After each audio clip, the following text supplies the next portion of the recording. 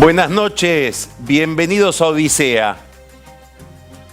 Hay una novedad impensada, algo fuera totalmente de lo previsto en la agenda de la Argentina de hoy.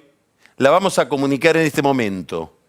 Lo que se creía imposible, el kirchnerismo capaz de producir otro escándalo, uno más.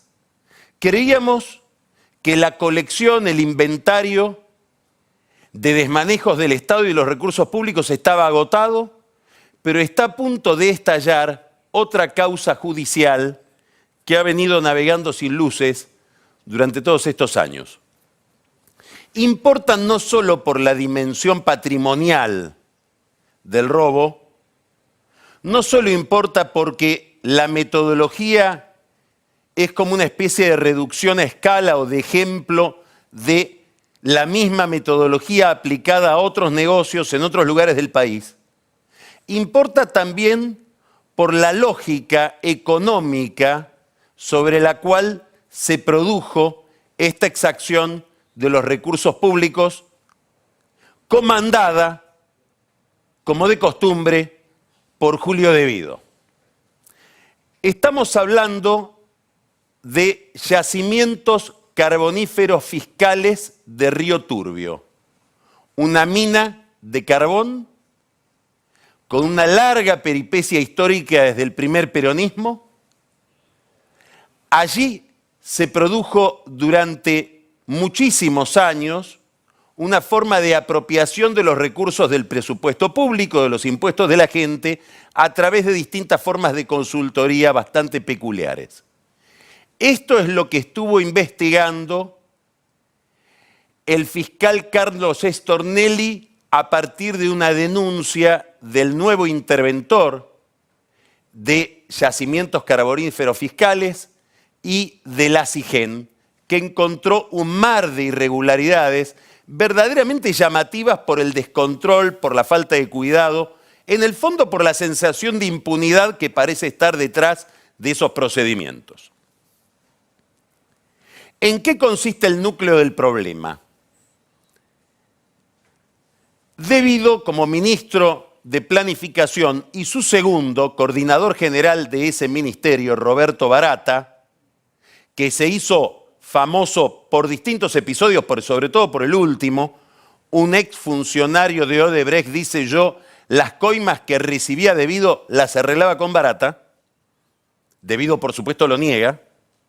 Devido y Barata, junto con el interventor de yacimientos carboníferos fiscales Río Turbio, de la localidad santacruceña de Río Turbio, que se llama Atanasio Pérez Osuna, en este momento intendente de la localidad de Río Turbio, firman más de 400 convenios con la Universidad Tecnológica Nacional Facultad Santa Cruz, es decir, la dependencia santacruceña de esta universidad.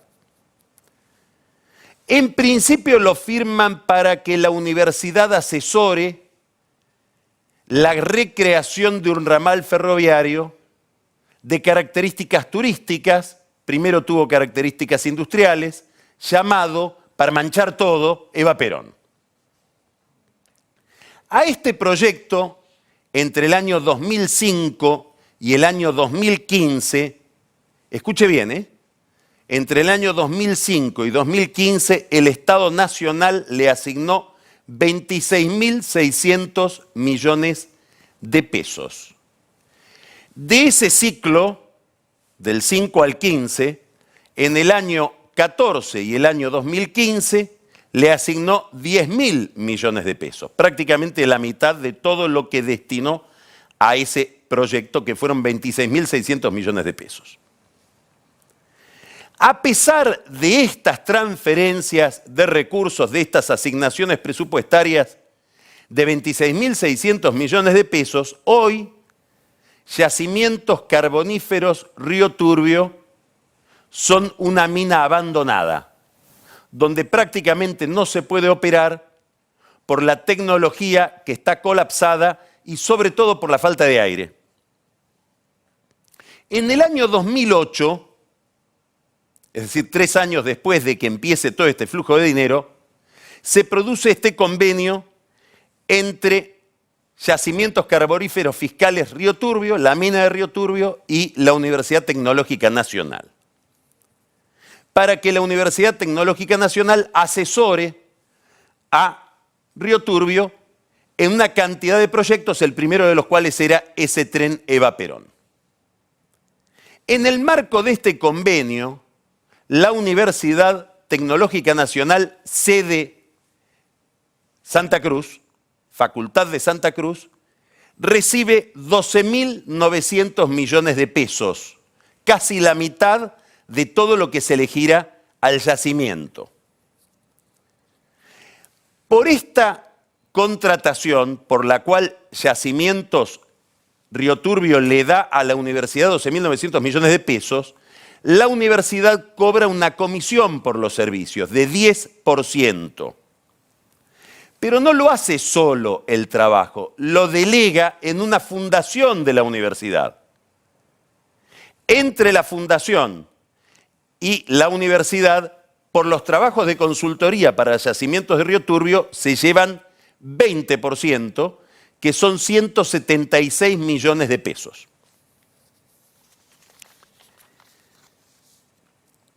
Empezaron por el convenio por el ferrocarril, para asesorar a la universidad sobre a Río Turbio sobre cómo manejar ese ferrocarril Eva Perón, y siguieron por otras prestaciones, otros emprendimientos, entre otros, por ejemplo, restaurar la mina, arreglar las cañerías, asesorar a Río Turbio sobre cómo mejorar el traslado de cenizas. Son 453 convenios que firma la sede santacruceña de la Universidad Tecnológica Nacional con Yacimiento de Río Turbio. Pero ¿cuál es la peculiaridad de todo esto? Primero, que no hay en la Universidad Tecnológica Nacional, sede Santa Cruz, ninguna carrera que tenga que ver con minería. Ahí se estudia ingeniería electrónica o ingeniería civil en la especialidad de rutas. No hay ningún curso siquiera sobre minería que justificaría que la universidad solvente o cubra la eventual falta de idoneidad del yacimiento para hacer tareas básicas de mantenimiento o de arreglo de un tren. La segunda peculiaridad es que de todos estos 453 convenios no hay una sola auditoría ni hay rendiciones de cuentas. No se sabe si los trabajos que supuestamente se realizaron por 176 millones de pesos, que fue la comisión que cobraron la universidad y su fundación, se realizaron o no. Y hay otra peculiaridad, muchísimos trabajos, la Facultad de la Universidad Tecnológica Nacional y su fundación, que cobraban, como decíamos, 20% para esa consultoría, los tercerizaba en una empresa privada. Casi siempre la tercerización era para la empresa KRK Latinoamericana, cuyo presidente es Alfredo Jiménez. ¿Qué se supone que hay detrás de todo este entramado? ¿Qué supone el fiscal Stornelli? Que supongo pedirá dentro de poco alguna sanción o algún procedimiento judicial para avanzar en esta investigación. Se supone que se utilizó a la universidad para realizar contrataciones directas y desviar fondos que después iban a los bolsillos de alguien todavía no identificado. Sobre todo porque todos los contratos tienen la precaución de firmarse por un monto no superior a 13.500 millones de pesos, que es el monto, 13 millones de pesos, 13.500.000 pesos, que es el monto por encima del cual habría que hacer una licitación. Es decir, el objetivo de estos contratos con la universidad fue evitar la licitación para manejar más de 12.900 millones de pesos. Todo esto está en manos del juez Luis Rodríguez, que es un juez muy cercano al kirchnerismo.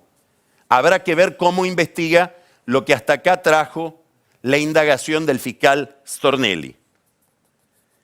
Y habrá que ver también si por esas casualidades de la conexidad no habrá otro juez, probablemente más tranquilo todavía que Rodríguez, que se lleve el caso. ¿Qué es la conexidad? Que de golpe aparece una causa que nadie sabía que existía, que la tiene un juez dormida desde hace 10 años y dice, no, yo estuve investigando por qué se le salió una rueda al tren Eva Perón en uno de sus recorridos. Por lo tanto, me corresponde a mí investigar todo esto, que seguramente es la forma, por ir a la metáfora ferroviaria, de terminar en una vía muerta, porque por alguna razón esa causa estaba letargada y el juez ni siquiera daba señales de vida de estar investigando, salvo cuando apareció la posibilidad de una sanción real.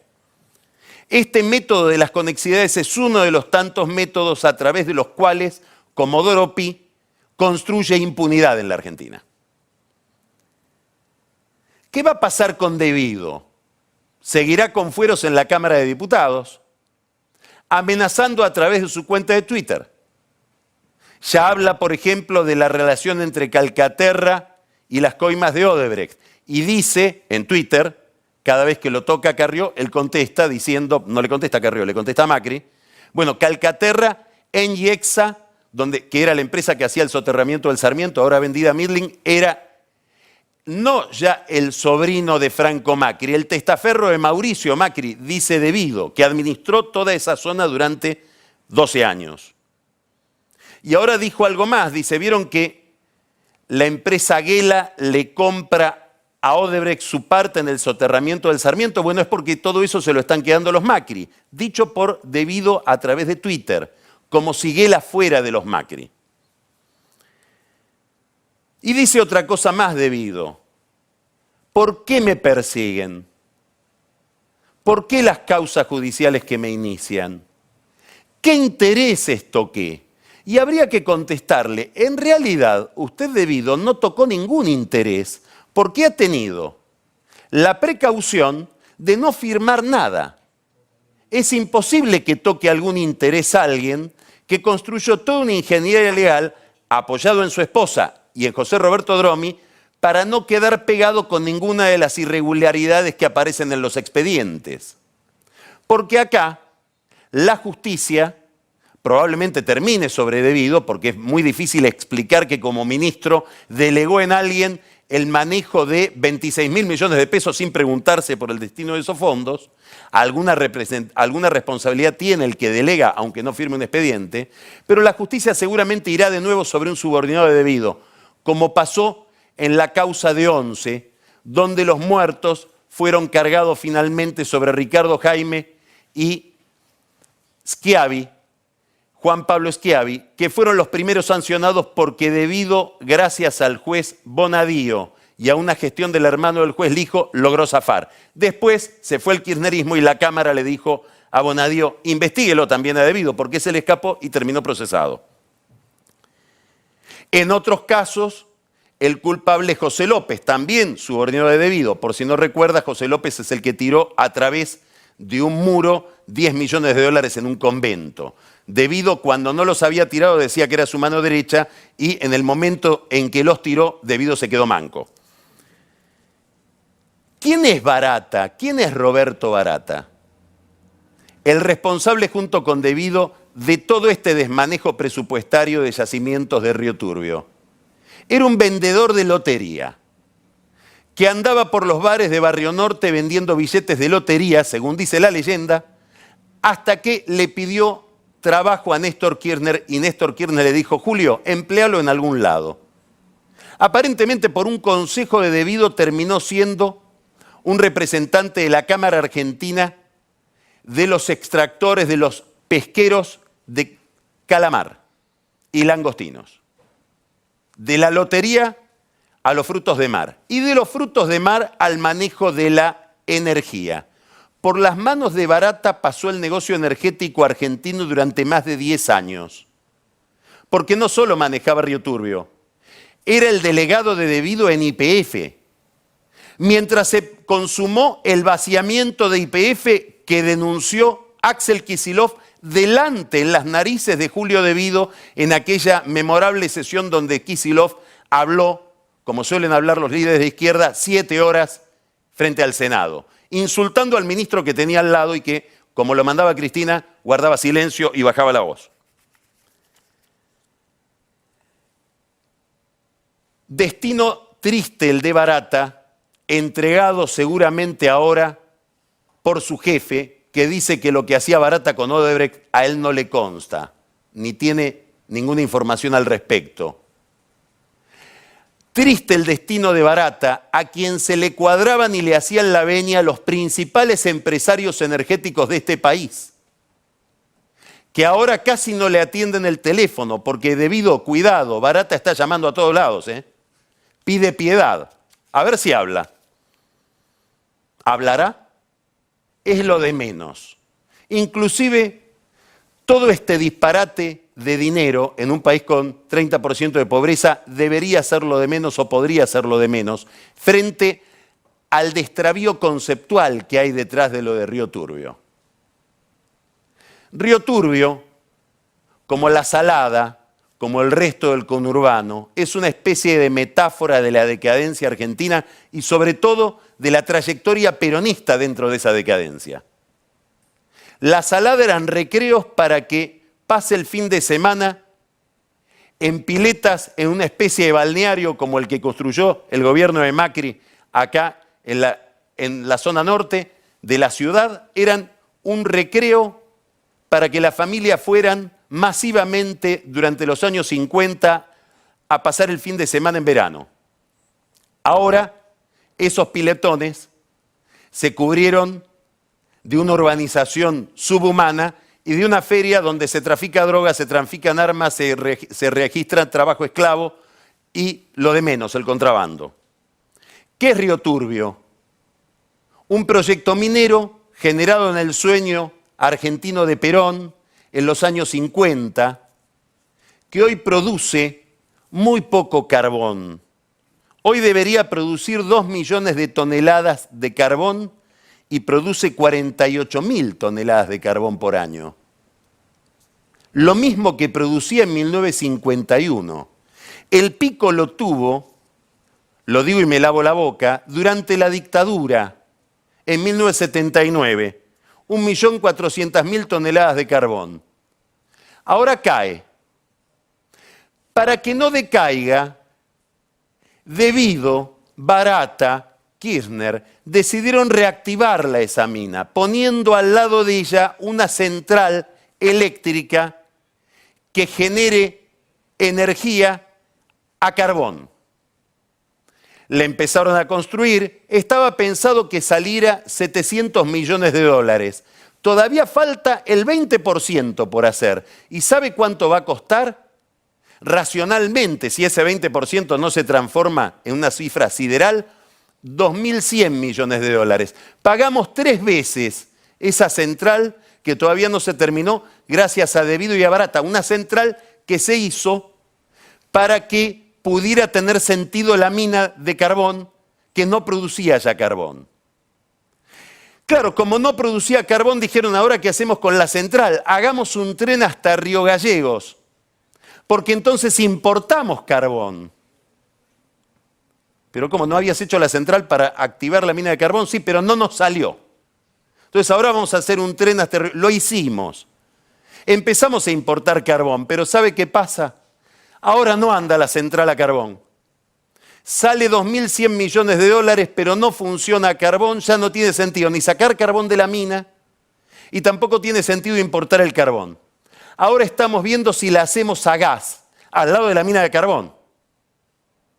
Siempre y cuando no termine de quebrar la empresa que la hizo, Isolux, que está quebrada en España. O tal vez alguna mano generosa la rescate en la Argentina para que pueda terminar de hacerse este delirio, esta obra patética, casi cómica, de los 3 chiflados, Kirchner, Debido, Barata, si no fuera porque se llevaron mínimo 176 millones de pesos, no sabemos dónde. Empezamos Odisea.